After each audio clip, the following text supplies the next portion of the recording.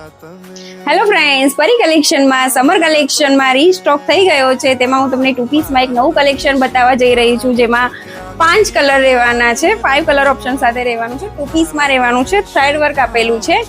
જો આ રીતે એનો ફર્સ્ટ કલર છે, પેરેટ કલર છે, જે ટ્રેન્ડિંગ છે. આ રીતે કુર્તી છે, સ્ટ્રેટમાં રહેવાની છે. એમાં બોટમની વાત કરીએ તો બોટમ પ્લાઝોમાં રહેવાનું છે. એકદમ કમ્ફર્ટેબલ પીસ રહેવાનો છે.